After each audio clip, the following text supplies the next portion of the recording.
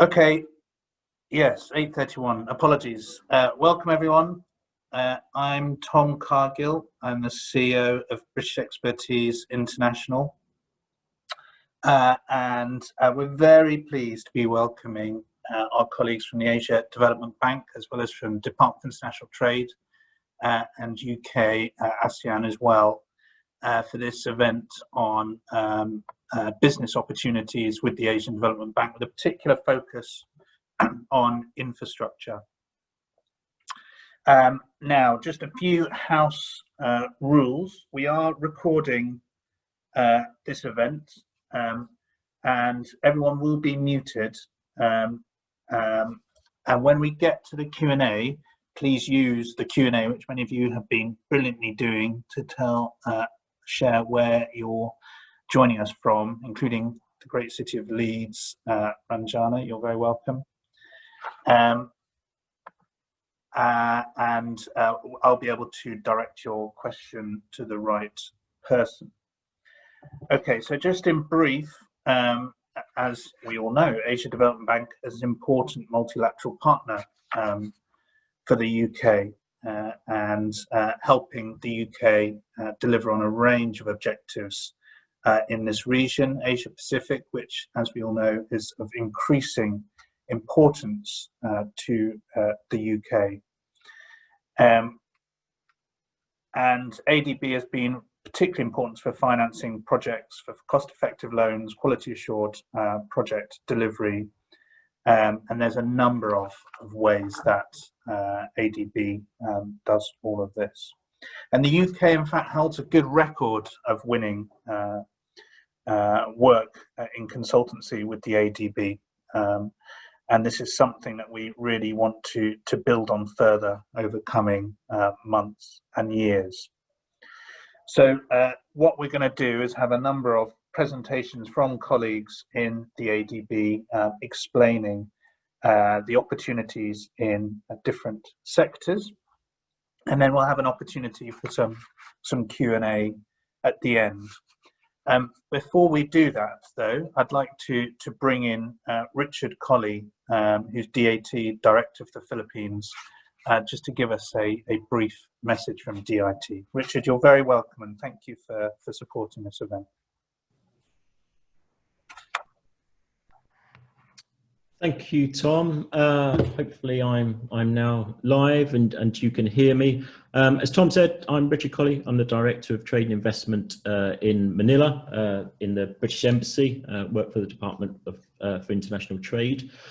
Firstly, big thanks to Asian Development Bank for doing these business opportunity seminars, and UK-ASEAN Business Council and British Expertise International for working with us on these. We really do appreciate the collaborative effort, and in these very difficult times, bringing this to you, which would normally be a physical event in the UK, but obviously virtual today. And actually, I'm just looking at the numbers coming up at the bottom of the screen, 124, which is actually far higher than we normally get in person. So out of adversity comes opportunity. So I think it's great so many people are joining today. You'll get to hear a number of presentations today, so I'm not going to talk in depth, but just very quickly, the UK about the, just very quickly, I'm just going to tell you about the UK's interest in the ADB. As Tom said, it's an incredibly important multilateral partner in Asia. It's headquartered a short drive from the embassy. I say a short drive without traffic. With traffic in Manila, it can be quite lengthy, but it's close, and we're regular visitors down there. As a development institution across the region, governments rely on the ADB to finance and deliver its projects through grants, technical assistance and loans. And the UK was one of its founding members, and today on the ADB's board of directors sits a secondee from the Foreign and Commonwealth and Development Office, now formerly, of course, DFID. And the UK's engagement is around two main objectives. So the primary objective absolutely is about helping the UK deliver development goals and values in the region. And the second one is around the ADB providing commercial opportunities, secondary benefits, if you like, through contracts which are opened up to international participation. And it's this second objective where my team is focused in identifying opportunities for UK companies, and very much angled as in a way to help ADB deliver its projects. As Tom said, in today's session, for the first in the trilogy, you will hear about ADB's project pipelines in transport and energy. Next week, water, urban development and agriculture. And the third session on education and health will be in a couple of weeks' time. So please do sign up if your company has interest in those sectors. Some of you may have heard me say this before, but the question comes up, why should you be interested in the ADB? And it presents a really interesting opportunity for companies who have an Asia-Pacific export strategy or a regional strategy of some sort. Working with the ADB can support that. There are a number of reasons why, but some of them are you're assured of the ADB's transparent procurement framework, your guaranteed payment, which is important, and there's a real chance to establish your presence and your credentials in the region and the market. But there is a but, and ADB colleagues, please excuse me, but the margins are rightly modest. The process may not be familiar if you're new to it, and you will need to invest time and resources to be successful. This isn't an opportunity you can dip in and out of very easily. And you will hear more today about the procurement process later on. As Tom said, we do pretty well on consultancy. In total, since ADB was formed, we've won around 3.3 billion US dollars in contracts. That's over 8,000 different contracts. 2/3 of that is in goods and works and 1/3 in consultancy. But actually it's the consultancy where we do really well. And we often top the league table in the number of contracts won. But we do less well in goods and works as a percentage, and that's something we're also keen to address. So how can we help? Well, in the British Embassy in Manila, we have a small but perfectly formed team dedicated to assisting companies. In normal times, as we said, we'll be organising events like this in the UK or running trade missions to the annual Business Opportunities Fair. But fortunately, much of what we can do can still be done virtually. So we can provide advanced project information, we can provide intelligence on the projects and support you as you go through the procurement process. And we also talk to the ADB about what the UK has to offer in advance of project tenders. So we do have that insight. And we can assist companies, whether they're completely new to the ADB or perhaps a more seasoned and more experienced firm. Just a very quick shameless plug for my team that focuses on commercial opportunities in the Philippines. We focus on infrastructure, defense and security, education, healthcare and tech. And that's not just ADB opportunities. So if you're interested in non-ADB opportunities in the Philippines, please also do get in touch. So I think that just leaves me to thank you all for taking time out to join us today. I hope you'll find it of interest. We, the British Embassy Manila team, stand ready to assist, and please do not hesitate to contact us if we can be of any help. Hope you have a great event, and back to Tom. Thank you very much, Richard, and thanks once again to DIT for working with us on this event. Now, without further ado, because I'm already slipping a little bit on time, I'll pass over to Mr. Rustam Abdukayumov, who's the Director of Procurement and oversees procurement and consulting services operations in East Asia, Southeast Asia, and Pacific countries, who will give us a little introduction to ADB. Thank you, Rustam. Thank you, Tom, and thank you, Richard. Good morning, ladies and gentlemen in the UK, and good afternoon to our colleagues in ADB, and I think there are a few participants in our time zone in Hong Kong and Singapore. I am very happy to be here, and I would like to welcome you all to this virtual business opportunities seminar. I would like to thank our host organization, the UK-ASEAN Business Council, for helping us in organizing this event.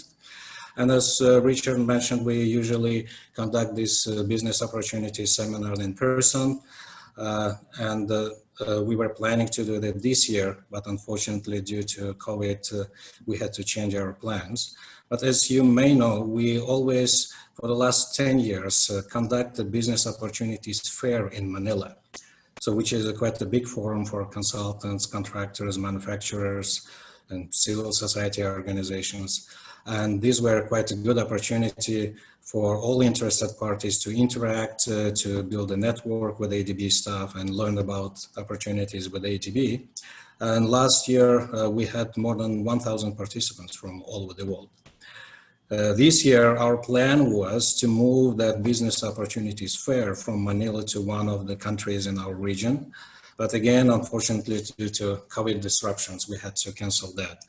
But nevertheless, we are planning to, we will basically review the situation early next year. And if there will be an opportunity, we are planning to organize that Business Opportunities Fair, a big event, in 2021. But we are also keen to continue our engagement with the consultants and business community so that we keep momentum and we share all the information, which is very useful, I think, for those who are willing to do business with ADB.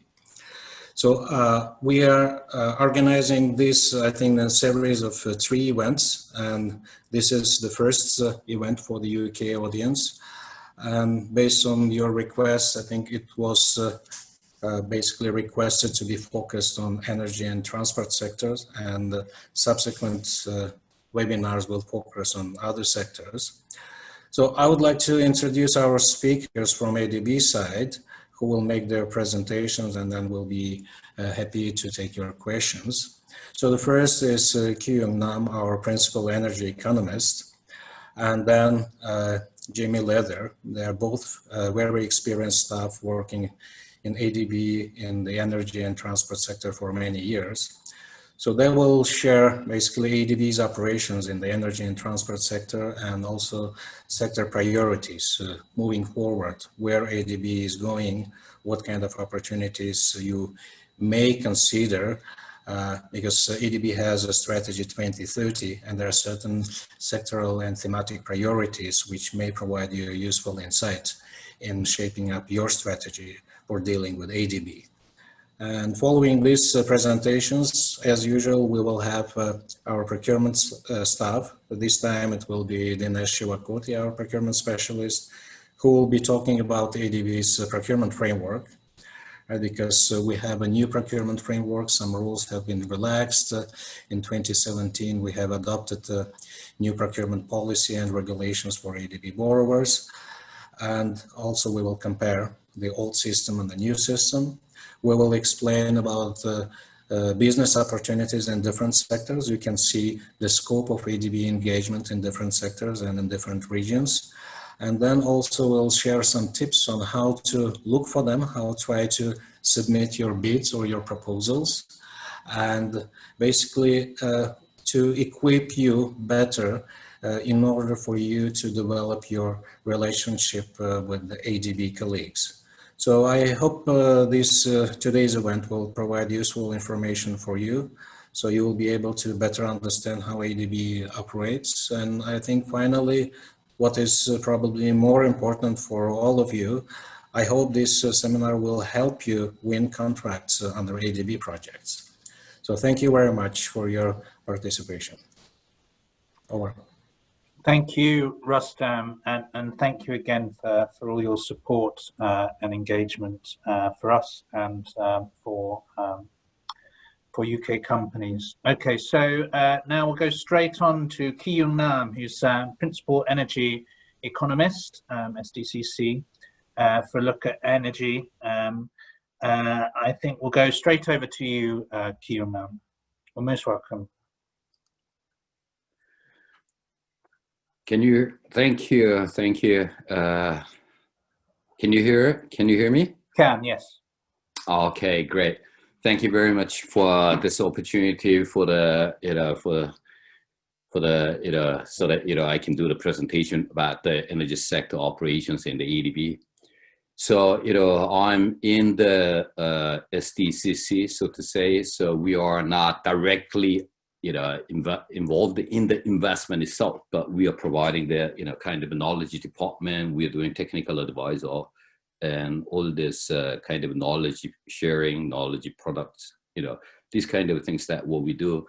But we are reviewing, so to say, to support all the operations. So any energy projects, investment projects, or even the TAs that we are reviewing. So I will just talk about it. So, about the energy sector. So energy sector operation in ADB, we are having this, the three pillars or guiding principle to be in line with the, global commitments such as SDG goal, universal access, SDG 7, or global climate goals with the NDCs. And inside of the ADB, within the ADB, that, we have this ADB strategy 2030 with the 7 operational priorities.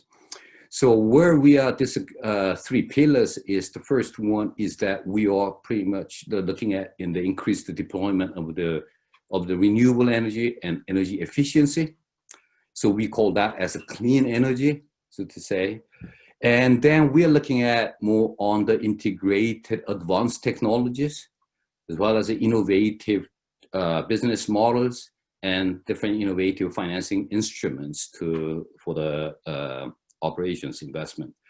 And also, in order to do the investment that we're also working on, we are focusing on the, enabling environment, so to say, including like a regulatory framework and, some for the market and sector development. Next slide, please. So these are the kind of 7 operational priorities, which I will not go into in the detail, but in this 7 operational priorities are in ADB under the strategy 2030.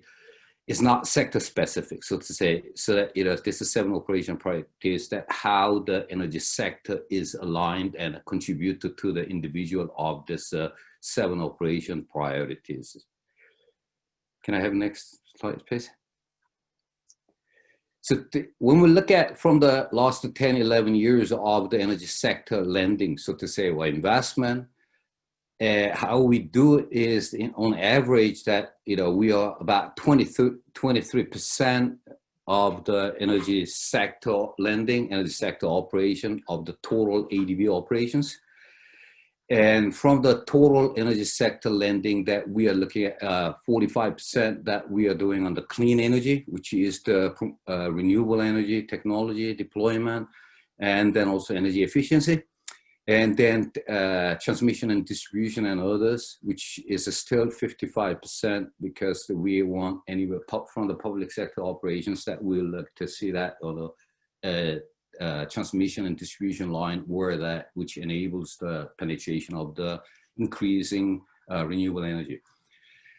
In terms of the climate mitigation financing, we are more focused on our energy sector group is more, by nature that it is more on the climate mitigation financing rather than climate adaptation financing, which we are also focusing on.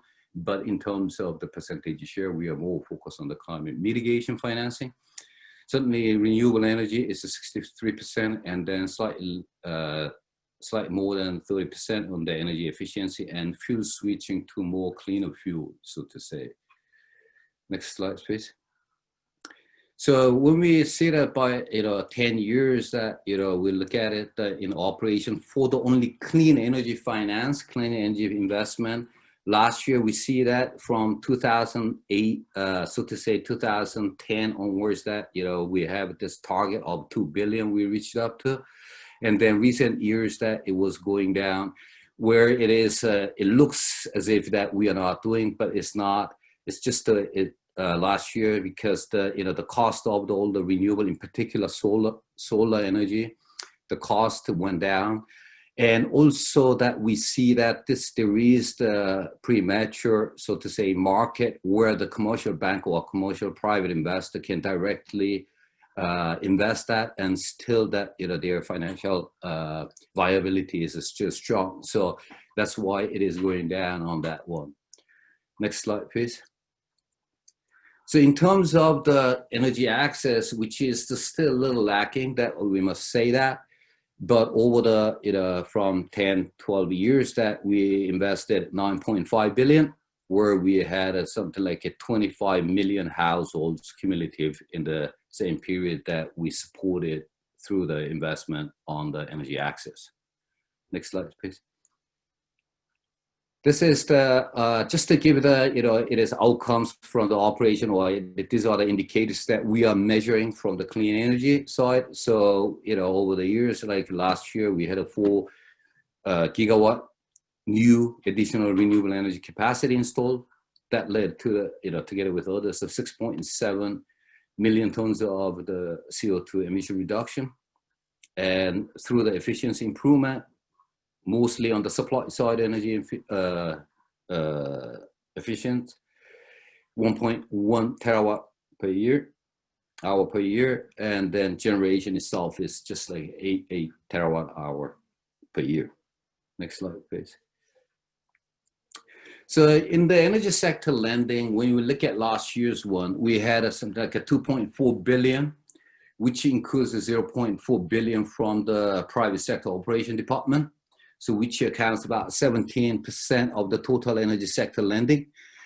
And in terms of the climate mitigation finance, that we had a 1 billion, and then again 1/4 of that one is 30% is coming from the private sector operation department. I mean private sector investment.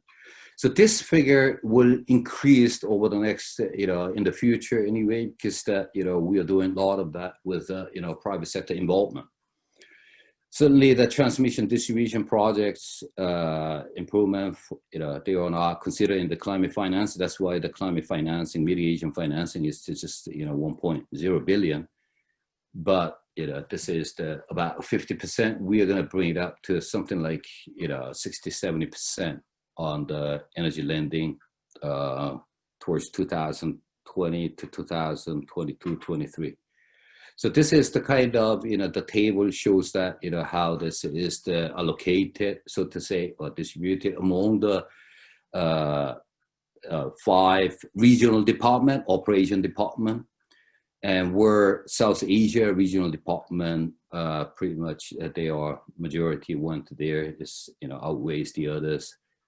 While the East Asia regional department, which is practically China and Mongolia, which we have invested quite a bit on that, but as a total on average, we try to balance as much as possible to see that.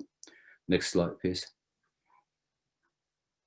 Yeah, these are just the numbers of that, approved, so to say, tagged operational priority on the, different types of the more focus emphasis on the 7 operational priorities. So I just wanted to show you how in number of the projects. Next slide, please. So this is the kind of a projected, or, what we are, planning to do in this energy sector lending from this year or second half of this year till 2022. So in 22, that, according to, work program and budget framework, that we are expected about 6 billion, but, so far we are not reaching. We are, for the first half, that we just did a slightly more than 1.3 billion. But we are expecting that, we tried to kind of a softer target of the clean energy promotion, clean energy investment to 2.4 billion. While the transmission distribution, 2.6 billion, still it is higher than the clean energy itself. And then some of this other switching the fuel or transitional fuel type of the technology, 1 billion that we see. And then we are expecting in the next 2 years about 5 billion per year, and with increased clean energy to about 40 to 50% of the lending. Next slide, please. So how we do it from the energy sector is I talked about the 3 pillars or guiding principle that we are looking at, but this is nothing, it is a similar that we are operating that along that line. But for the next couple of years that we are looking at is as I mentioned, increase in the clean energy investment. but try to develop and demonstrate viability of the new renewable and new renewables. It's not only the power, electricity generation, but we are looking at on the other side of the energy as a whole, so to say. So we've been doing, it's about in the Asian Pacific region at the moment, it's slightly about 200 million without access to the electricity. Over the past couple of, let's say about more than a decade, that our focus was on the electricity access. Now we are looking at more of the overall energy access, which includes the heating, cooling, as well as the cooking. In particular, cooking, where 1.8 billion household people are without access to the clean energy solutions, so to say.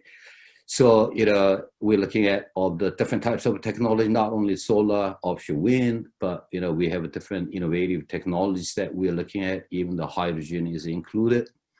So, it's an early stage that we are working on that. And then certainly that I was mentioning that our focus was more on the energy supply side of the energy efficiency, but we'll focus more on the demand side energy efficiency on that scale of scope. And certainly that, we'll transforming the ADB DMCs on the energy system to be more flexible and resilient and smarter, using more on the support of deployment of the ICT and digital application, as well as storage in the transmission and distribution subsector. And one of the most approach that we would like to set that also to meet the target that we are setting in terms of the climate financing, that we are pretty much focused on strengthening the multi-sector approach. We still have that, but we want to focus more on strengthening like energy, water and access, energy agriculture, as well as the transport in an urban area as well, and education as well. Next slide, please. So based on that, this is just a tentative indicative, so to say, clean energy projects out of, what we discussed. This is not the full list, but the thing is that they are just, to give you the snapshot where we are looking at some of this. We're looking at more on the distributed solar photovoltaic, so to say, to the last milestone of the energy access, in particular electricity. And some of that we look at also a multi-sector approach to the off-grid with a gender focus. And also we look at kind of the e-mobility type, where Jamie will talk about the transport, but we'll work together closely with the with the transport sector for the kind of e-mobility charging station and all this whatever is needed from there. And then we're also starting this marine agriculture, aquaculture, renewable energy and ecotourism for the ecosystem service, and some of this mini grid with a battery. And also we're looking at the distributed or not centralized kind of a health center. And then again, together with a private sector, that we would like to also doing some kind of energy efficiency on the with a very strong private sector intervention. I will stop here with my presentation. I think the next one is, I don't think I have, right? So I will stop here. Thank you very much. And then I'm happy to receive any questions that relate to the energy sector at the later stage.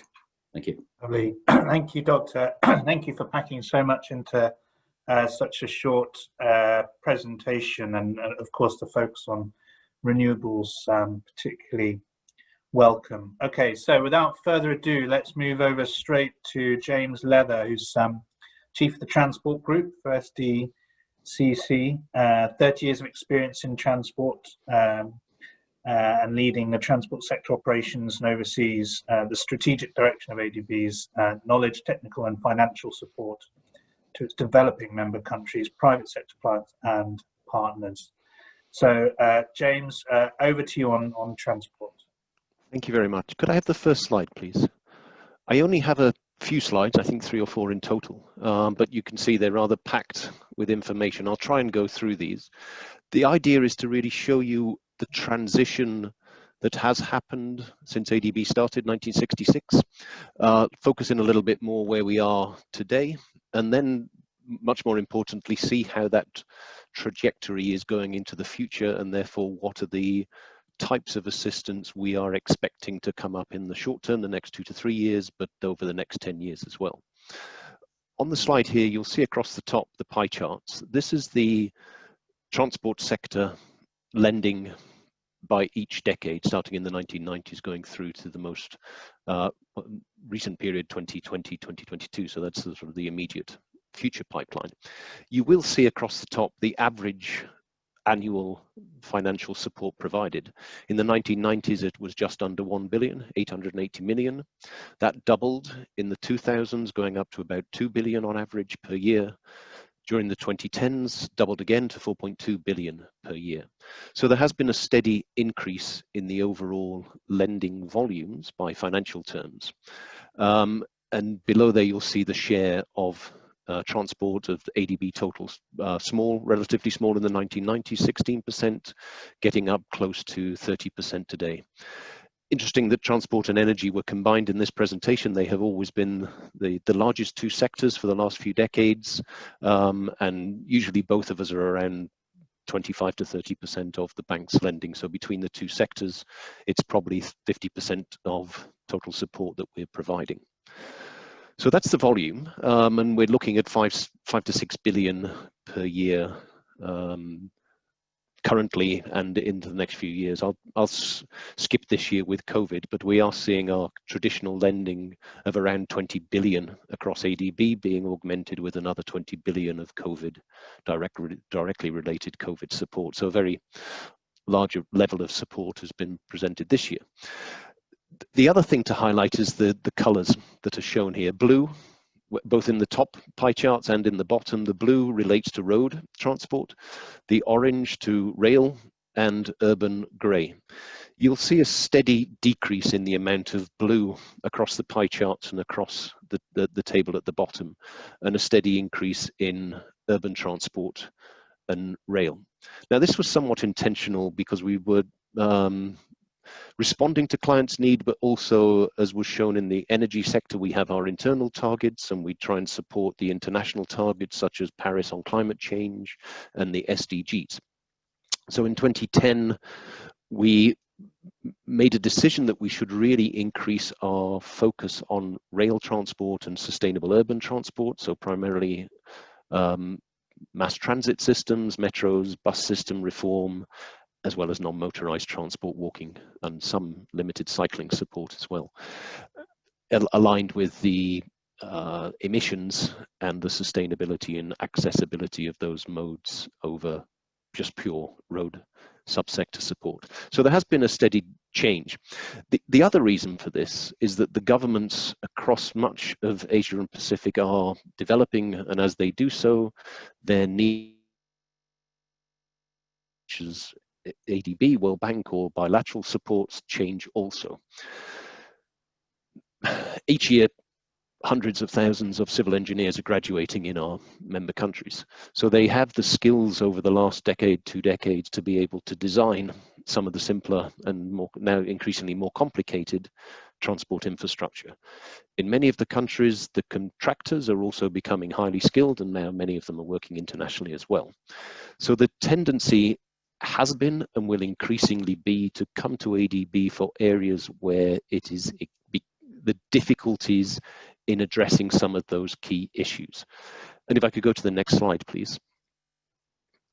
In a little bit more detail here, we're looking at the future pipeline. So when I was referring to the complexity, if you look on the pie charts across the bottom, with the exception of 2020, which is a bit of an anomaly, again, you will see that the blue is shrinking from down to around 47%, with a large increase in rail and urban transport. It's quite peaky because we're tending to get involved with mega projects. So we could be doing a $1 billion metro project or a $2 billion intercity or a commuter rail project. So there is a tendency for it not to be quite as smooth year on year.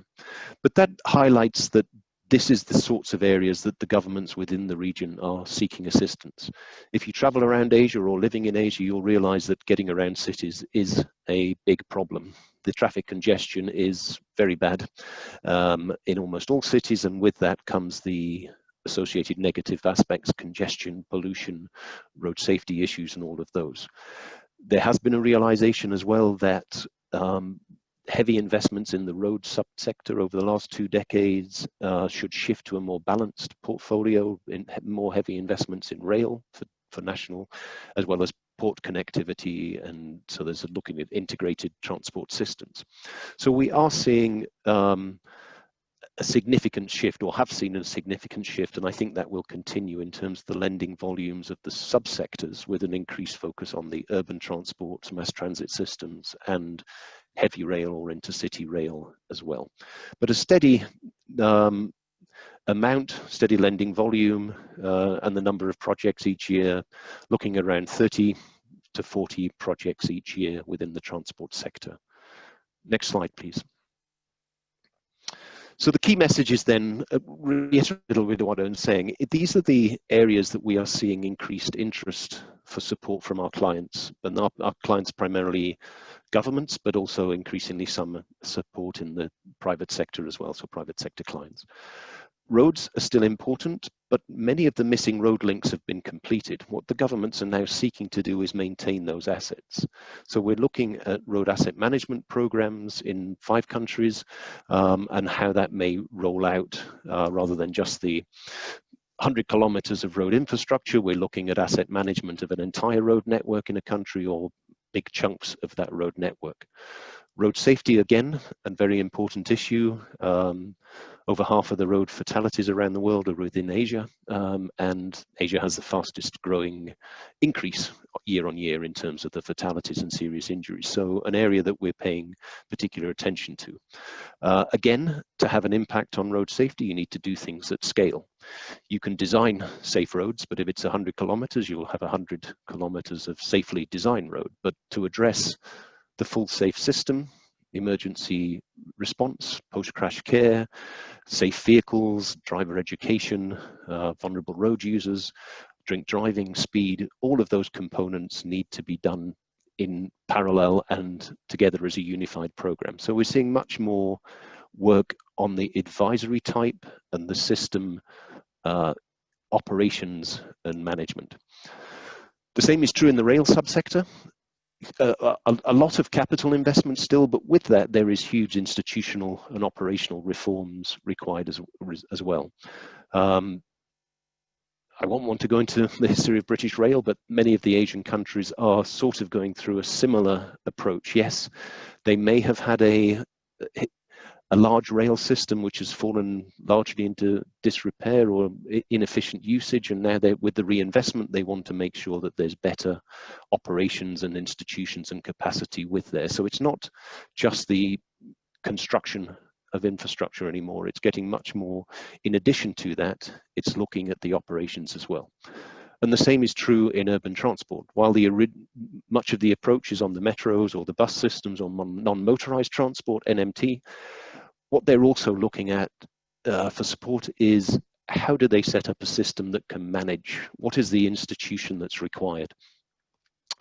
I often cite the cities that manage this very well, be that LTA in Singapore or Transport for London.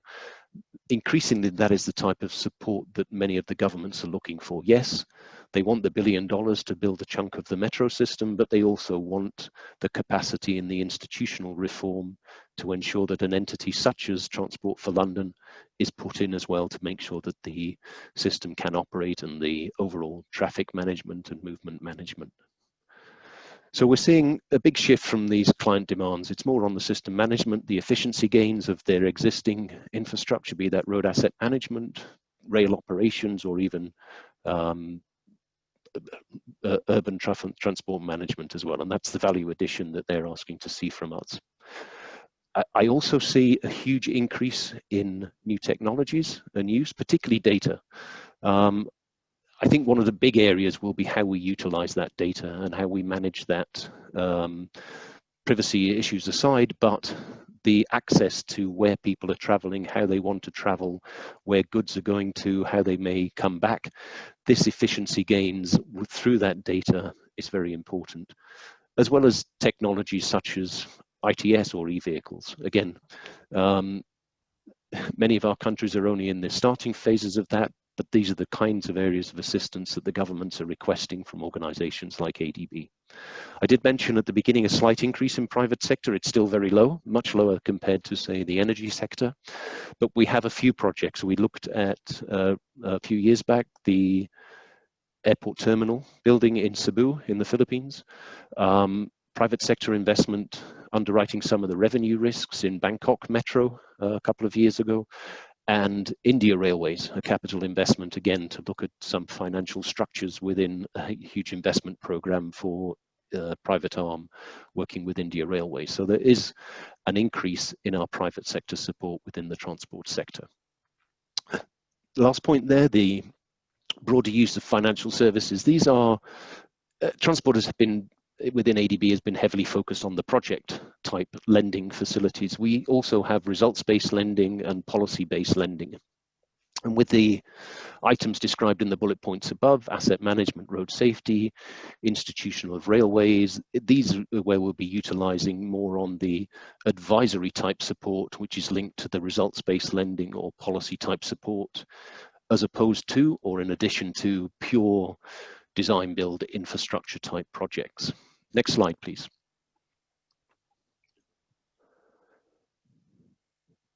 Could we have the next slide?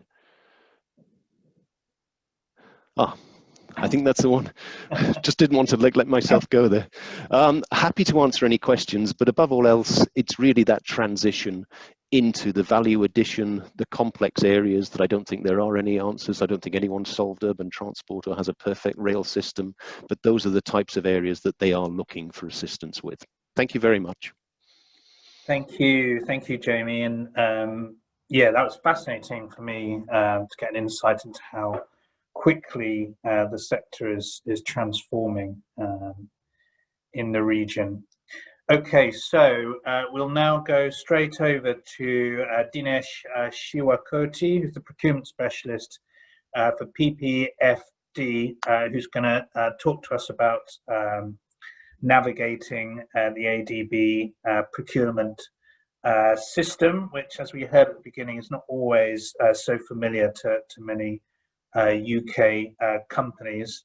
And then after that, we'll have a Q&A. But Dinesh, thank you very much for joining us, and over to you. Thank you, Tom. And good morning and good afternoon and a warm welcome to you all. ADB encourages qualified bidders from all eligible countries to offer goods, works, and services for ADB finance projects. And individuals and firms from UK have been our important business partners. We encourage you all to explore and seek suitable opportunities to participate in our upcoming projects. In this context, I'm pleased to update you on ADB's procurement processes and systems. We'll go through ADB's business size, composition, recent market trend, and an update on ADB's new procurement framework and systems. Finally, we'll highlight some tips on do's and don'ts, and we'll provide you links where you can find all relevant information to explore suitable business opportunities. If you have any questions, we'll be happy to address them during the question and answer session. So in this slides, you'll see that ADB's operational business volume has been growing over the years. Between 2010 and 2018, ADB's annual commitments of loans and grants with its developing member countries have more than doubled. In 2010, it was $9.5 billion US, and in 2018, it reached to $21.6 billion US. In 2017, ADB's ordinary capital resources and Asian development funds were merged, which made the ADB's spreadsheet much stronger, which means we have increased our lending capacity that will create more business opportunities. Now let's look at 2018's portfolio in more details. Next slide, please. As mentioned by our earlier speakers, we have two kind of fundings in terms of who is borrowing the fund. One is a sovereign, that's funded, that's guaranteed by the government, and another is a non-sovereign, that's for private sector funding. In 2018's operations, private sector's commitments was $3.1 billion US, and in public sector, we had a project approval of $25.1 billion US. And in the same year, uncontracted portfolio. Uncontracted portfolio means already committed but not yet contract signed, was $29.8 billion US. Next, please. So our lending have created many business opportunities in 2018 in terms of goods and works contracts that were signed through our executing agencies. We had approximately 4,000 contracts signed. Similarly, in consulting services that were either signed by ADB directly or through our executing agencies, there were approximately 5,000 contracts signed. Next, please.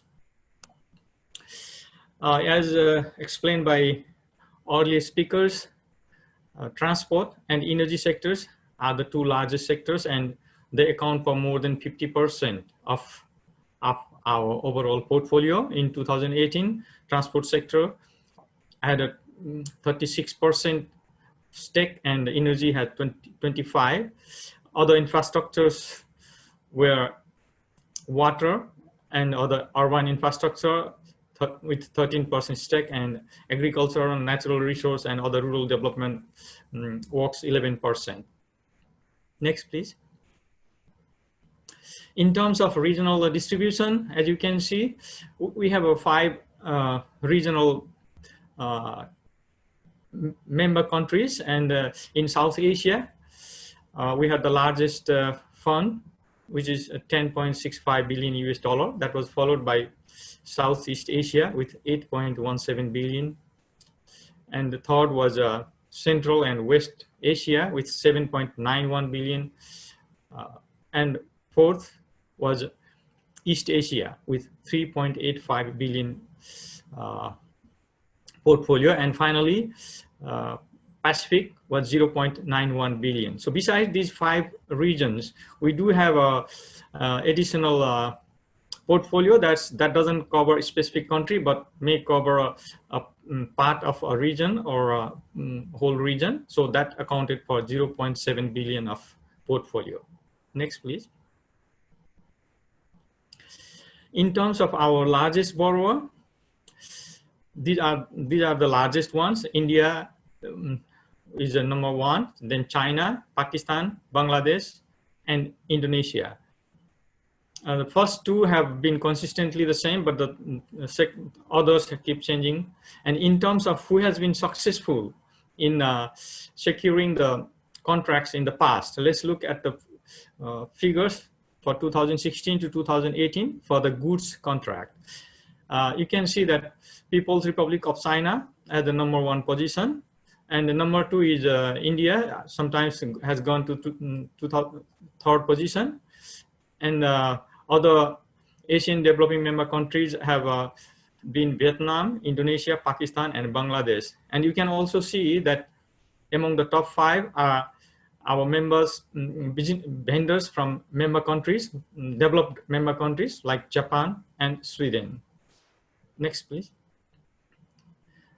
So this is for the works contract. Even in the works contracts, if you see, the trends are very much similar.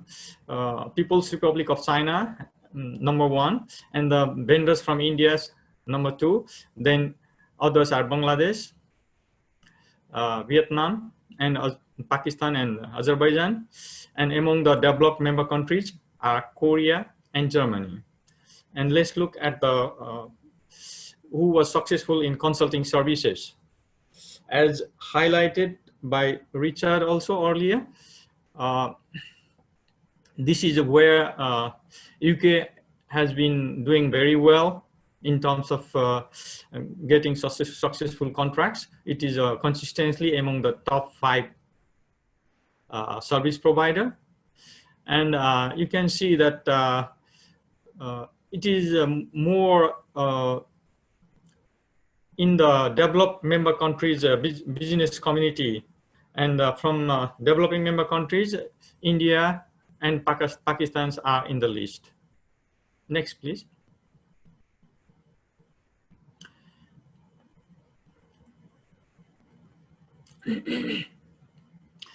So let's look at the companies themselves who were the top winners for 2016 to 18.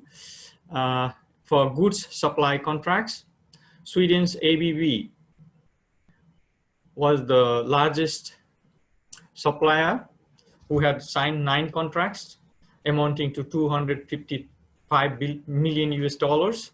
Second was Indonesia's Industri Kereta with 2 contracts amounting to more than 100 million US dollars. Third was China's Haotian Energy Conservation with 61.91 million US dollar. Fourth was India's Philips Lighting with 50.9 million US dollar. And fifth was China's Jiamin Golden Dragon Bus Company with 50.88 million US dollar. Next, please.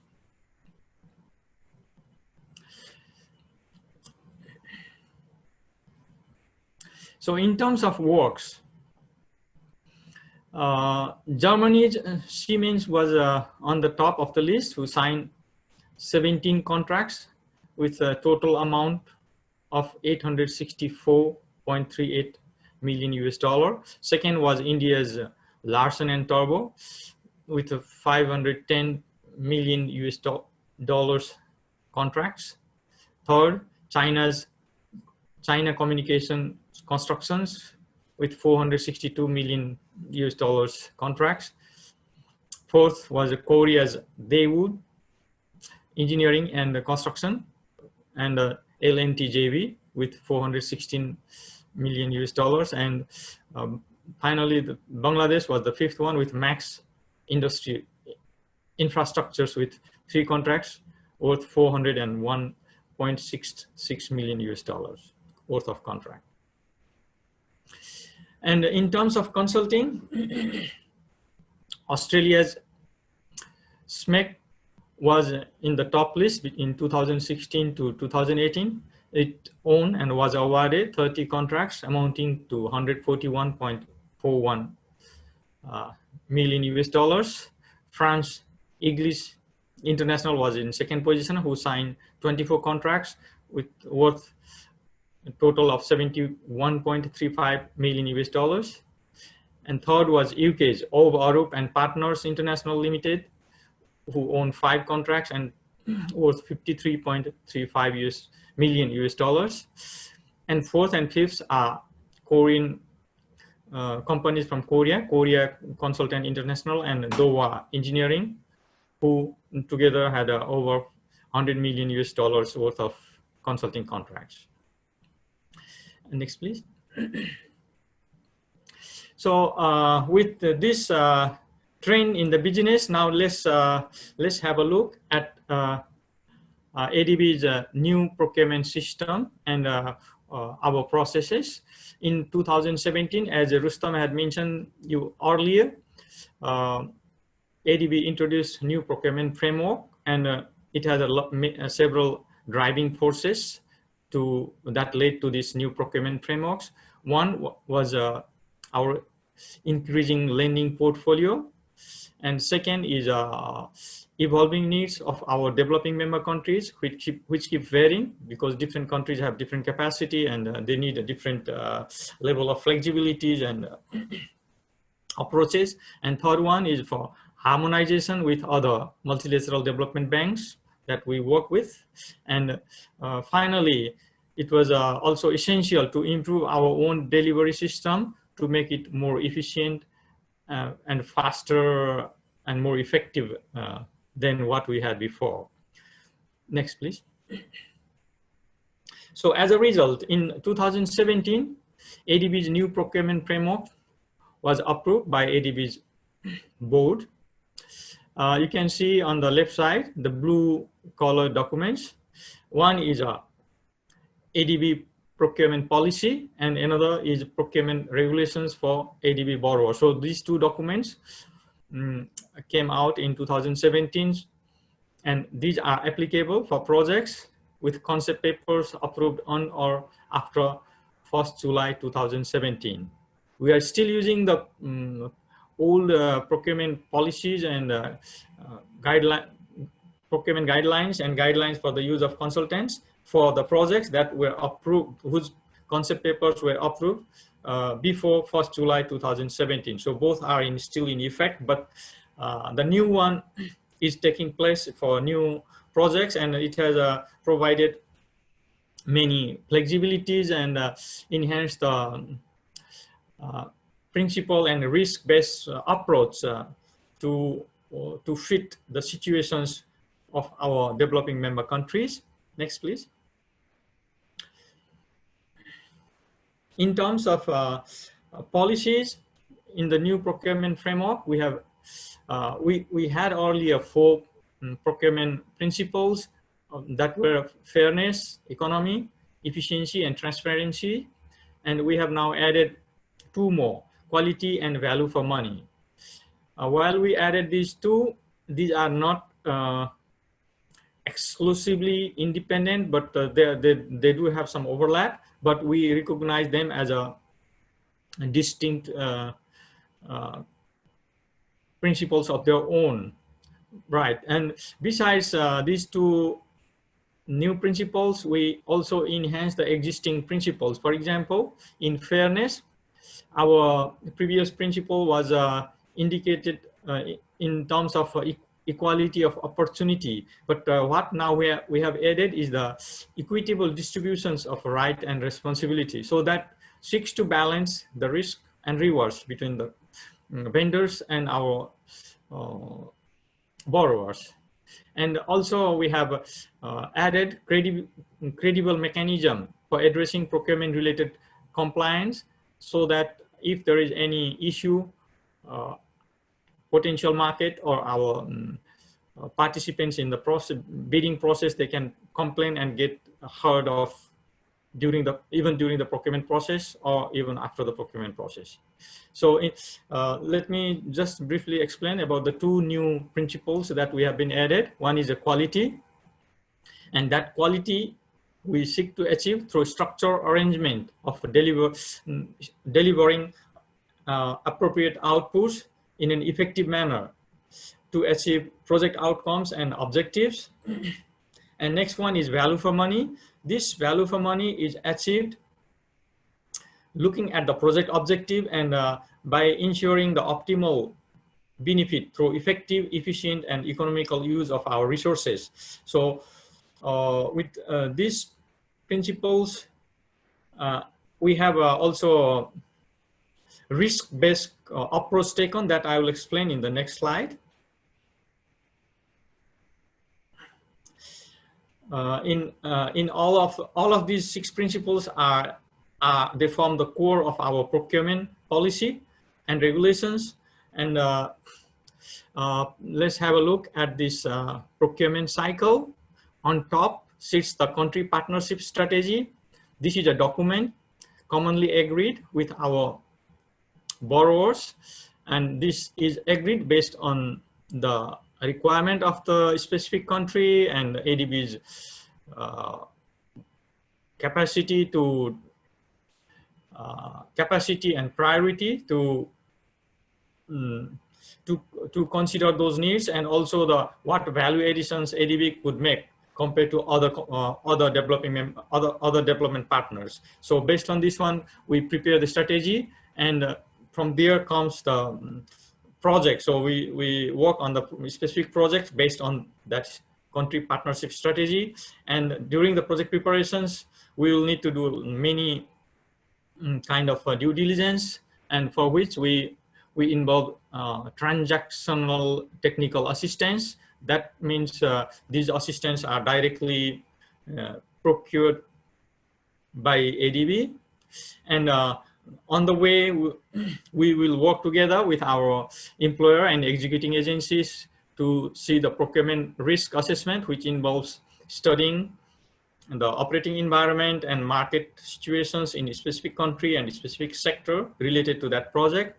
And based on that one, we identify the risk and prepare the plan for dealing with them. And we'll see the options for procurements and prepare the procurement planning. And based on which bidding documents are prepared for specific contract packages. And once bidding documents are received, our borrowers will go through the bidding evaluation process. And once bid evaluations are done and they are checked and confirmed that they comply with our policies, and the contract is awarded to the winning bidder or the applicant. And during the contract implementation, we will be implementing the contract based on the provisions of the contracts, and also based on the contract management plan that our borrower had prepared before the start of the contracts. And finally, when the contract completes, we will have a project completion report, that is ADB's own reports, and that will mark the end of our project for that purpose and for that specific project. But it will capture essentially not only the facts, but also the lesson learned, and also the transparency to hold ourselves accountable. And most importantly, this will feed to our next stage of country partnership strategy preparations and next cycles of project preparations. Next, please.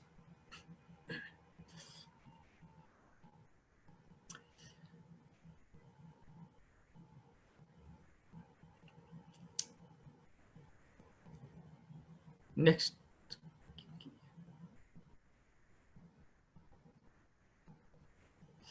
Thank you. So in terms of types of opportunity that we create, there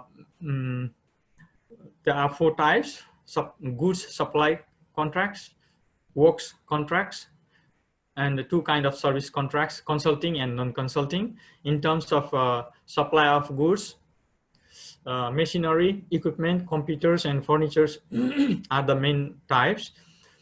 And in terms of civil works contracts, roads, rails, bridges, irrigation canals, schools, power plants, transmission lines, pumps, stations, and water treatment, heating plants, airports, etc. They form the major part of the civil works. And in terms of consulting, site preparation, project preparation, site supervision means construction contract supervision, typically. Also the consulting, also the works contract, works and the goods contract supervision. Besides, we have knowledge products and staff consulting. So we'll come to that later. And finally, we have non-consulting services, which are for the tasks like surveying, training, translations, and events management. Next, please. In terms of procurement modalities, to get optimum value for money, open competitive bidding is our preferred method of procurement. This is done through 2 types of advertisement for the contract packages that are of small size, or that may not be of interest to international bidders, or when the local market is too competitive. We go for nationally advertised open competitive bidding, and where international bidders need to be involved, it will go through international competitive bidding. In either case, international bidders are allowed to take part. And the second one is a limited competitive bidding. This is done in specific circumstances. For example, if there are very few vendors available on specific kind of procurement, so they may directly be invited instead of going for open advertisement or in some other emergency situations. And another mode of procurement is a request for quotations. This is typically done for goods, but it is also goods that are done through quotations are typically readily available in the market, and so they are kind of standard specifications. And also there are small valued and regular routine type of works and consulting contracts where quotations may also be used. And next is a framework agreement. So this is a newly introduced model in ADB's procurement framework under 2017 procurement regulations. And so what it does is it will be signing a contract with pre-qualified contractors, suppliers, or consultants, and the qualities and prices are agreed, and then the duration of the contracts are also agreed. Duration of the validity of this framework is agreed. So within that period, with short notice or in piecemeal wise, the employer can ask to perform the work. So this is under this one we have already started working, and we do already have framework agreements for specific type of consulting works, but we expect to expand it in other areas in coming days. And next one is a direct contracting. So this is essentially single source contracting, where there is no competition with any other bidders. This is done in specific conditions and circumstances where we can see that this method gives the optimum value for money. In ADB funded projects, any variation is also considered a part of direct contracting. And usually this kind of direct contracting is done when we need to have a extension of existing projects, or where there are some proprietary or upstream related effects that needs to be addressed for continuity purpose. So there are some specific situations where we can use them.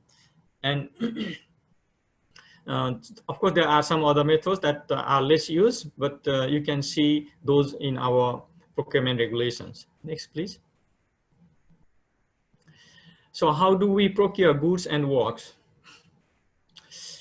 In terms of procuring goods and works, we do not procure directly, as we had explained earlier in the procurement cycle. Our borrower or their executing agencies are responsible to procure goods and works based on the procurement plan we had prepared. And our major role will be to ensure that in procuring those goods and works, the borrowers complies with our procurement policies and regulations. And so there will be two aspects that will be looked at: technical and financial elements. And usually technically first there will be technical evaluations, except in case of okay, so in all cases technical evaluation will come first, and financial evaluations will be considered upon evaluating the technical bid. So lowest priced technically compliant bid is the winner in usually, but of course there are some situations where there may be different kind of weightage involved. Next, please. So in terms of consulting, both we have a direct consulting by ADB and also direct procurement by ADB, and also through our borrowers executing agencies. So when we directly procure consultant through our sources, we become the contractual employer. In other cases where there is through our grant or loans, so borrower is our executing agencies who will be the contractual employer. So where the borrower or their executing agencies are the one who procure, ADB's role will be again to ensure that EAs they comply with our procurement policies. So in the consulting contract as well, there will be technical as well as financial bid elements. For high quality and important projects, quality and cost-based process is the most commonly used, where 90% weightage is given for quality and 10% for the cost. And usually in such a case, whoever had the best technical proposal wins. Usually, not always. Next, please. So how to access the opportunity for you for consulting and goods and services contracts? Let's look at for the consulting first. Please register in ADB's Consultant Management System, CMS, we popularly call it. And the CMS is the place where opportunities are advertised, and it is the place where you submit your proposal. So please be familiar with this place. Shortly, we will provide you the link to this place. And in goods and services and works also is, so please access our country partnership strategies and other documents related to the projects. And please have a look from time to time to understand the general procurement notices, which come much earlier than actual procurement advertisement. Similarly, there will be procurement plans published. And if you wish, please subscribe to our e-alerts so that you'll receive those informations on time. Next, please. So now we are very close to the concluding part of my presentations, and I would like to highlight you some tips on what to do when you submit your proposal or bids. So first is a bid security matter. So please ensure that the amounts and the validity period and the text they do comply with the requirements prescribed in the instruction to bidders or instruction to the consultant. And please ensure that the power of attorneys and signatures are in place. And in case of joint venture agreement, please ensure that the agreements are enclosed. And where specific kind of references are required in the bidding document, so please ensure that they are in it. And also different kind of procurement will require different envelopes, so please follow. For example, so single stage one envelope or two stage two envelope may have a different, they do have a different requirements in terms of submission. And please submit well in time. And particularly we emphasize here because we have seen that many otherwise well qualified applicants, firms, bidders, they have failed to submit by 10 minutes or sometimes few minutes, less than 10 minutes to submit their bid. And so sometimes there may be small shortage of power and there is disruption, so ensure that you submit on time. And finally, ensure that you meet the country eligibility requirements, particularly when you want to form a joint venture. Please do not make joint venture with some company that is not in an eligible country, ADB's eligible member countries. Next, please. So what not to do is usually ADB's procurement documents do not permit conditional bids, so please do not put conditions. Otherwise, you will face the risk of rejection of your bid. And do not submit technical and financial bids in the same envelope. unless of course you are required to submit so, for example, in single stage 1 envelope. And in case of works, it's not only works contract, but in works or goods contracts, please do not omit any answers or response that is required under section 3, that is related to evaluation of qualifications. And as also I highlighted earlier, please do not enter into a JV agreement with a firm from a country that is not in the eligibility list. Typically, ADB's member countries, any company from ADB's member countries are eligible, but sometimes we may have no eligibility restriction, especially when we have a joint co-funding agreement with other development member partners. So you may wish to look closely if such is allowed, but usually when it is ADB's funded, only member countries, firms and individuals firms are eligible. So please ensure to that one. So next please. So this is the final slide. On the useful links that I had promised earlier for CMS, Consultant Management System, on the top, and ADB Business Center for general information on ADB's business opportunities, and ADB's procurement related informations, third one, and country partnership strategy, the fourth one. Similarly, there are general procurement notices, and if you need to complain, there is a specific site devoted to complain, and for downloading ADB's procurement policies and regulations and guidance notes, and so standard bidding documents and user guides. So they are all available, so please make use of them. And if you have any comments or concerns or feedbacks, please let us know. So with this one, I wish to you all good luck and thank you.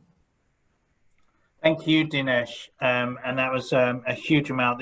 This section of the ADB presentations that we host each year, I know is particularly valuable to our members and any kind of UK or indeed other company looking to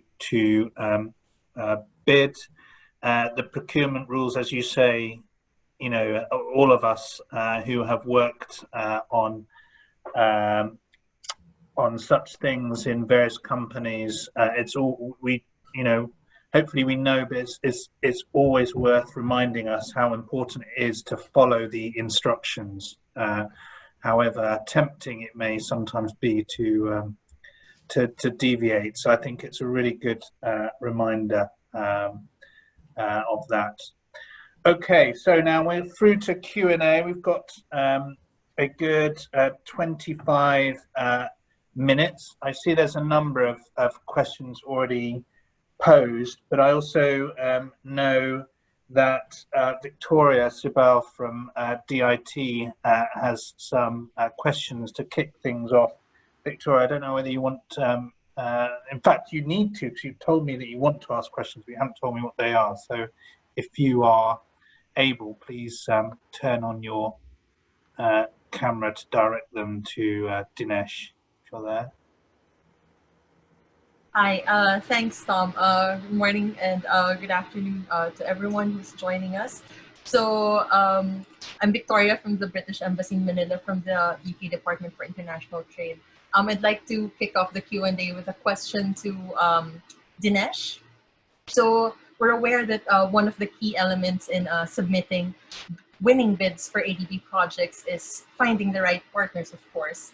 So aside from considering eligibility of countries in forming JVs or consortia, should there be any other tips or strategies that you could share with companies that they could take into account when looking for partners?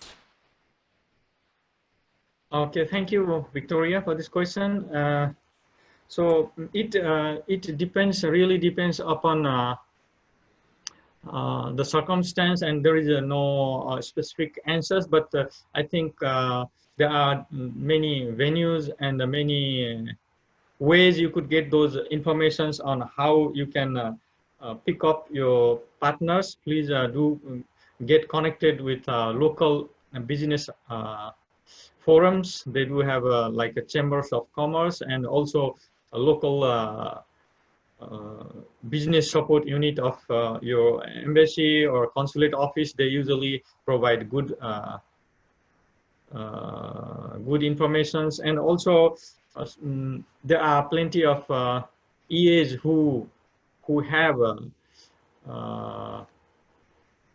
the list of the winners of winning bidders who are the contractors and where they are doing the work well, and so you can pick up from there. But also another way is to have a closer look at the local medias. They also do talk about the good and bad partners. So you may have a many different way. There is no one answer, but if you have so once you have an interest, I think you need to look through our different channels and need to decide which way is the right way and which partner is the right one.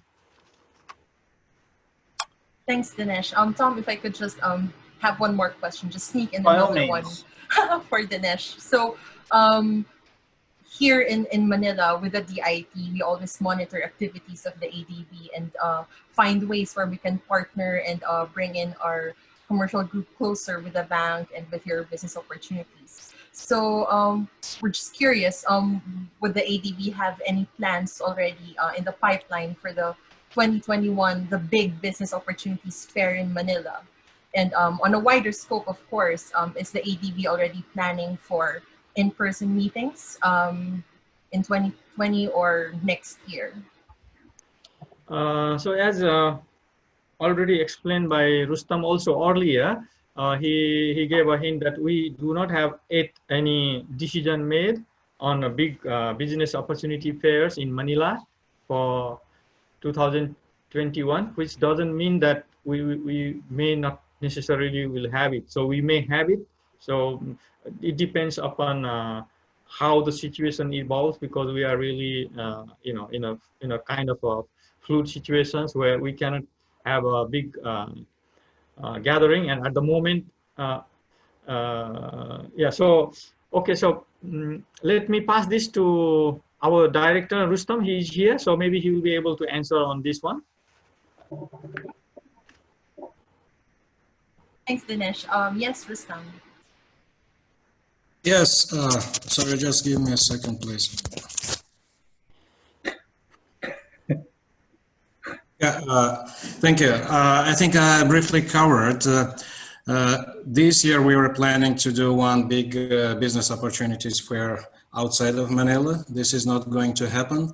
And for the next year, we are planning to still explore an opportunity to have that again outside of the Philippines.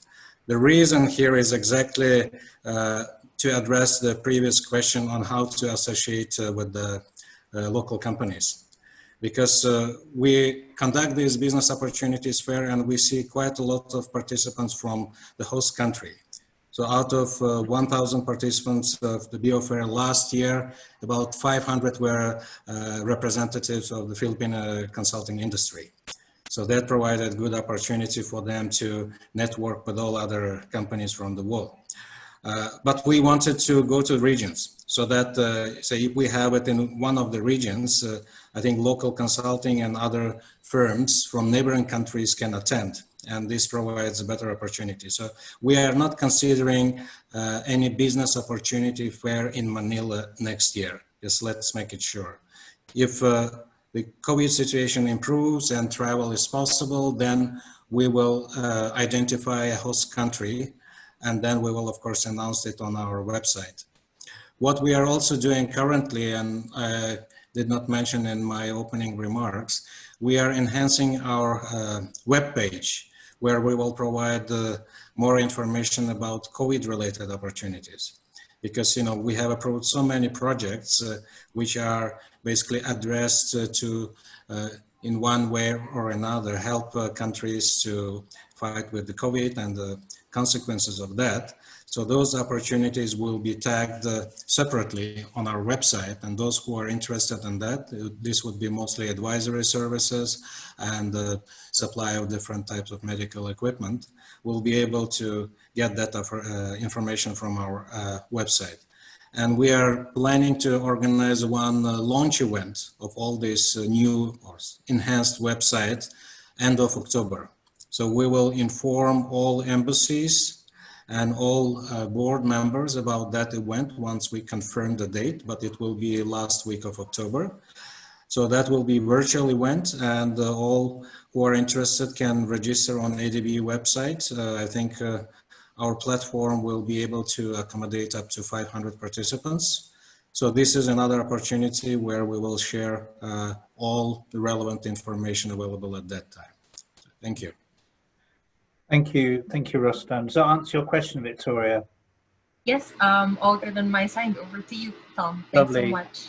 Yeah, because we have just a question of clarification from Godfrey Parezo saying, how do we be invited to this annual fair? And as you say, that's through the website, Runesh, is that right?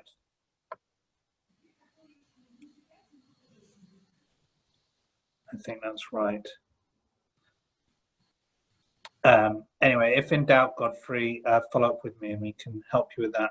I want to go right back to the beginning because there's a very challenging and useful question from Peter Godfrey, and I think our other speakers can see the Q&A, who pushes back slightly on the presentation of comments about how ADB is interested in developing and pushing forward with innovative models of financing. And Peter points out that there's ever more of a focus on decentralized ecosystems, and by that I imagine, well, he kind of suggests at the end that that can include energy, water and waste, I guess in some context transport as well, and suggests that there may be space for further investment models for this. Now I'm trying to, because it cuts across all of your space, I think it's a really interesting question, but I was wondering, Ki-Young Nam, whether perhaps Ki-Young, this might be something for you to take on, because energy, I think, I mean, in my ignorance, I think is a little bit further ahead on this than some other sectors, but I'd be interested in your perspectives. Thank you. I think this is a very good question on that one, because in my presentation was a relatively short, and that's why I couldn't go through that. It is a very valid question. The trend is there now that it is going more. We call that not as distributed. We use normally distributed energy system when it's in the off-grid rural area and as such. Now, but obviously that, due to the efficiency improvement and also the technology innovations and all the things like that, and then urbanization and then multi-sectoral approach that I was mentioning, so that decentralized energy system is the one that which we are. It is kind of more innovative way where the investment will take place. So certainly there will be all types of the different nexus, like in case of urban area, livable city, or as an operation priority. You see that is the where it is the energy or renewable energy could link to the transport, as well as any type of the water supply and wastewater treatment facility to be fueled by the renewable energy. So we are looking at on those kind of investment is that is the where we are also pretty much focused on the innovative investment will come in line on that aspect with the decentralized, with the storage, microgrid, with IT technology, smart grid technology to monitoring system and this type of things. So that is a good question, and that's my answer to that. Lovely. And while we've got you, Ki-Young, can we follow up with the question from Jayendra Shah about the clean energy sector, and whether there's a particular technology or subsector that is seen as the one with the most growth? over the past years, and then it will continue. But when we look at the proportion of the clean renewable technology or renewable supply, then definitely the current state the solar PV is the widely kind of dominating among the other clean energy technologies. And when you look at the cost side, in terms of levelized cost, that we see that still the solar is one of the cheapest among the other renewable energy. Of course, it's the country specific, site specific, but in general, that it says so. Solar is definitely dominating among the others. Thank you. Thank you very much, Ki-Young. That's very helpful. Now, Jamie, we've got a couple of questions for you here from Mark Hood and Mike Collins. One on EV charging, which I guess cuts a little bit across Ki-Young's sector as well, which is a good example of the clustering that Peter referred to. And then on capacity building, in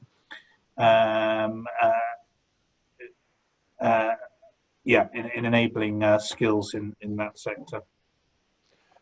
Okay, on the e-vehicles, the simple answer is yes. In fact, you saw in one of the largest equipment, I think it was a bus company in China. That was an electric bus support we provided. So our e-vehicle growth support is growing dramatically. We tended to look at fleets, so it's been bus systems, and obviously with that, if you're putting in a electric bus fleet, you put in the charging infrastructure around that particular area. E-vehicles is one area that falls across both the energy and the transport sector, and in fact, the energy sector within ADB is probably providing more e-vehicle support to our clients than the transport sector. So they take the lead and we back them up. So that tends to be the new model. So given that, absolutely, we're not just looking at huge investments in e-vehicles, but the associated requirements, the charging stations.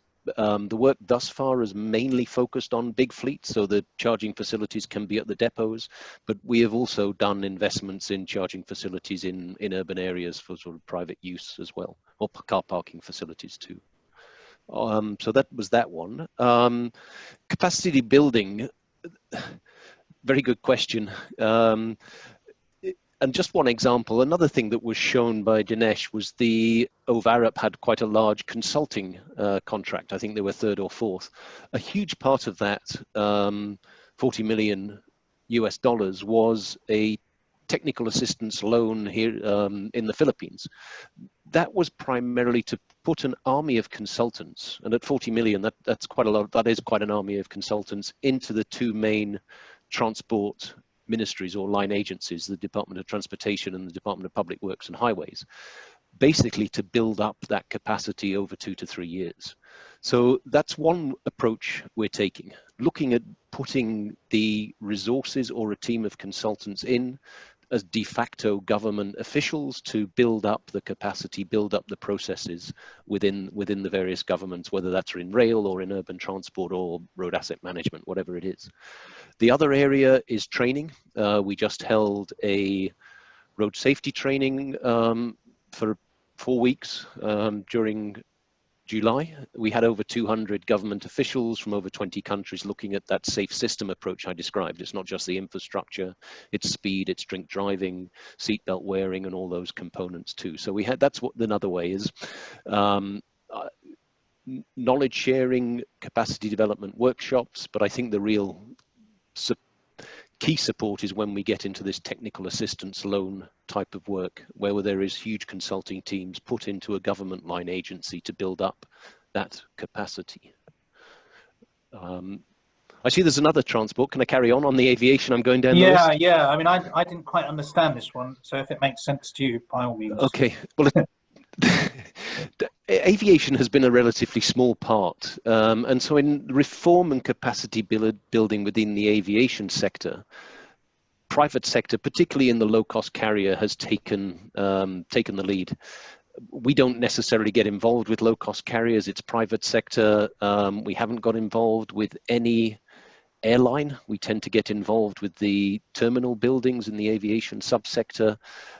One of the reasons for that is it's primarily led by the private sector, and our private sector have risk mitigation activities, and the aviation subsector for airlines is quite a high risk area. Having said that, one thing I didn't mention in COVID, flag carriers are also having a big issue. So we are actually in discussion with some of the national flag carriers around the Pacific Islands, because they are such a lifeline for those small and fragile island states. If their flag carrier goes under, how will they access the rest of the world? So that is the area we've been looking at.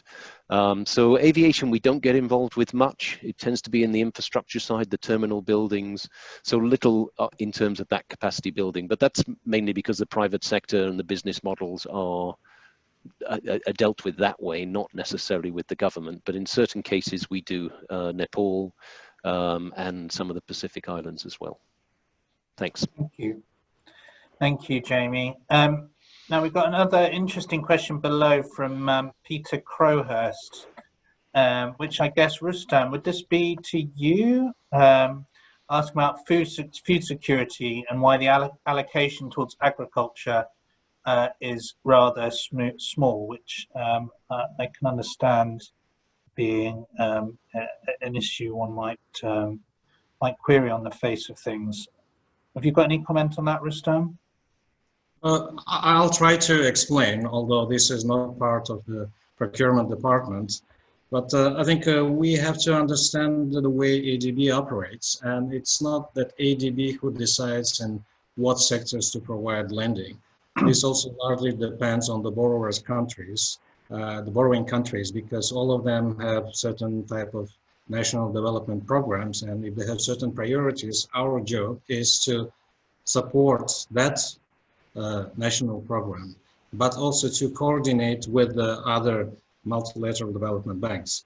So the proportion could be small, but maybe there are some other donors who are providing support in that sector. But since food security is one of the core areas, our operational priorities under Strategy 2030, I think there will be eventually some changes. There will be more shifts to that, but it will take time, because, you know, countries have 5-year development plans, 10-year development plans. For them to introduce changes, also it takes a bit of time.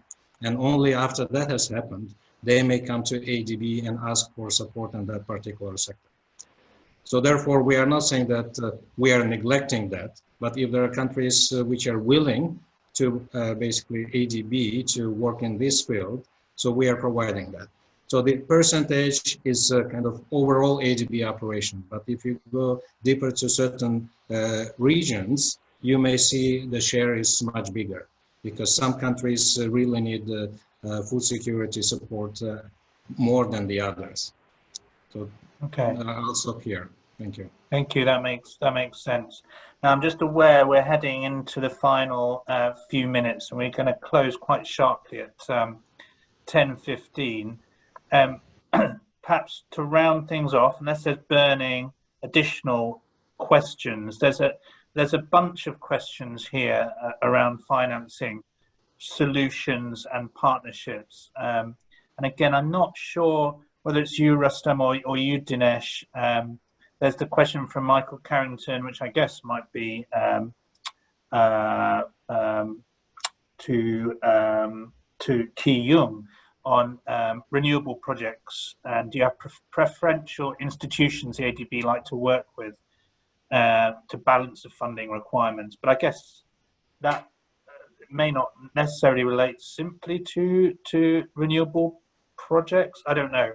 Anyway, that's followed up by the question from Godfrey around tying up financial institutions able to tie up to provide banking solutions to bid winners, and how would that work? And let me see, there's the question about pre-construction project development financing, which is always a good it's always a good question to answer. Again, I'm not sure who that might be directed to, but again, perhaps Rustam. Sorry to put a lot on you there, Rustam, but there's a few things maybe that the things that you think you can answer by all means comment on, and then perhaps direct to the team who else might be able to answer on those.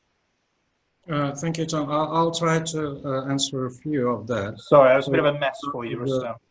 Yeah, the last one regarding pre-construction project development financing. The short answer is yes, because the model that ADB uses is that we are not only providing loans to implement infrastructure projects, but we are also providing grants and loans to prepare these projects. And once we agreed with the government that we are providing support in a particular sector, we will see a certain number of projects in the pipeline which certain government wants us to work with ADB, and we will be providing resources for basically to do all the preparatory activities from scratch. Basically preparing pre-feasibility studies, feasibility studies, then detailed design, help in the preparation of bidding documents, then help in conducting tenders, actual biddings. So all this is pre-construction. There are a lot of issues related to compliance with ADB's different policies and procedures. It's not only procurement or sector specific, but there are certain safeguard policies, resettlement, land acquisition, which all needs to be accomplished before any construction activity starts. So this is also where we are providing either grants or loans, depending on the status of that particular borrower. So for lower income, we are providing grants. For higher income countries, they can borrow for project preparation. And this is actually complex. We never have just a lending if we are not involved in the project preparation. So this is, I think, advantage of ADB, because some other multilateral development banks, they do not really invest too much into preparation of projects. So, and during this project preparation, we also emphasize on capacity building of local institutions, which are eventually responsible for implementation. So this is on the pre-construction.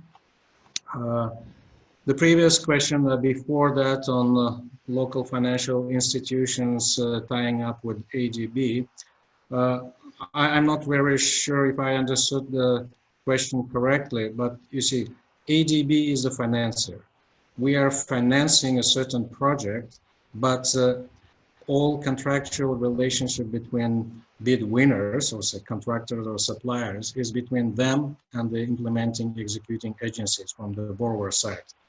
So as long as contracts are awarded on the basis of agreed procedures, which is ADB procurement rules and regulations, then it's the borrower's institution which will manage that contract, and they will only submit withdrawal applications to ADB to make payment to contractors and suppliers for work accomplished or for goods supplied.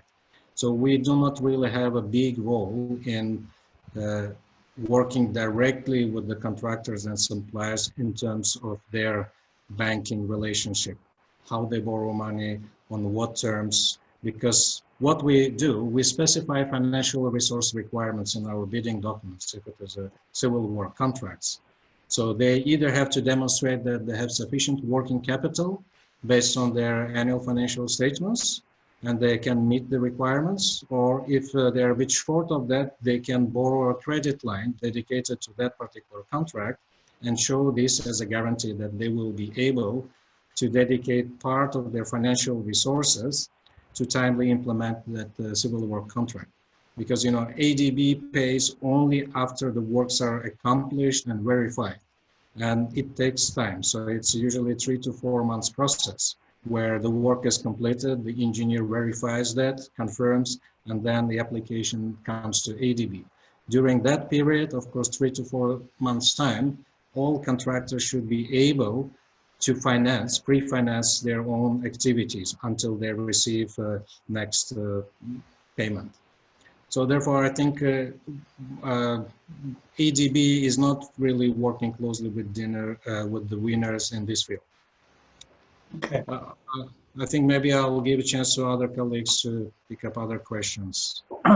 Okay. I mean, we just got a couple of minutes, so unless there's other things that our colleagues really want to respond to in just 30 seconds, I think I'll draw things to a close. I know that we've asked for a lot of everyone's attention and time, and things are, it's almost 5:15 in the afternoon, so time to start thinking about ending your day and getting back to your family and friends back in the Philippines. So we really appreciate the time you've committed to this. Just to end, there are a number of websites and contacts there on the screen that you can all utilize to contact our speakers, to ask follow-up questions, as well as access their websites. Other than that, it really just left for me to say thank you again, to remind all of you, this is just the first of a series of events that we have coming up. The next on the Tuesday, 15th of September, and then following up on the 22nd of September. Again, we really value our partnership with ADB, as we do for DIT and UK-ASEAN Business Council. So we're very appreciative of this opportunity for us and our members. Thank you again. I hope it was useful, and I very much hope to see many of you at the next event next week, in fact. So with that, thank you all very much, and have a lovely evening or day, depending upon where in the world you are. Thank you.